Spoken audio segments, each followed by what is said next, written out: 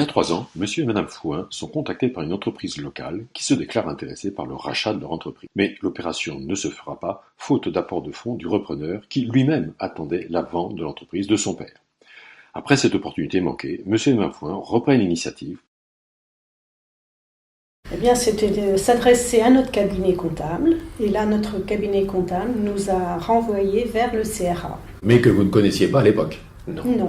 Voilà. Tout s'est très vite passé. 3 semaines après l'inscription, 2 profils qui pouvaient le faire. Alors, de 2 types, personne morale et personne physique.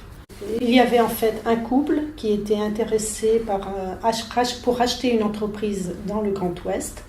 À l'origine, ce sont des Parisiens, pour pouvoir acheter une entreprise de communication comme la nôtre. Et ils étaient dans le métier, eux. Ils étaient, disons, pas tout à fait. En parallèle. Ils avaient quelques compétences. Quelques compétences, oui. mais pas toutes les compétences. La piste de la personne morale. Qui nous a fait une proposition, mais qui n'était pas à la hauteur de ce que nous avions affiché au départ.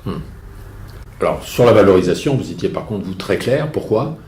Parce qu'on avait quand même un point de repère. Donc, un collègue qui venait de céder son affaire, même configuration, même matériel, même personnel, même résultat. Donc, nous avions de bonnes bases. Et après ça restait juste le problème du financement, mais il ne devait pas y en avoir puisque c'était une entreprise qui vous rachetait. Sauf fois, il y a des surprises quand même. Ouais. Parce qu'ils se sont adressés donc à une première banque qui n'a pas posé de problème pour 50%. Après, ils se sont adressés à une banque qu'on avait en commun.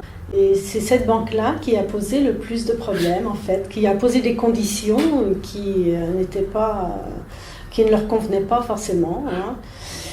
Et donc, ils se sont retournés vers une 3e banque qui a financé la 2e partie. Sans les garanties. Sans les garanties. À l'identique de la première. 1 mois et demi maintenant d'accompagnement avec votre repreneur.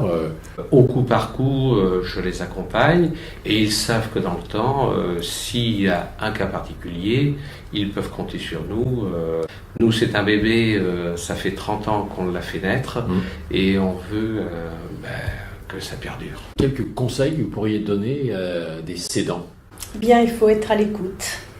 À l'écoute des professionnels. Je pense qu'il faut bien s'y prendre 2 bonnes années, 3 ans, c'est nécessaire. Une entreprise ne se transmet pas comme ça du jour au lendemain, qui est d'abord faut être prêt dans sa tête, parce que ça c'est aussi, il y a tout un travail à faire. Il ne suffit pas de se lever un matin et de dire on vend psychologiquement, faut s'y préparer.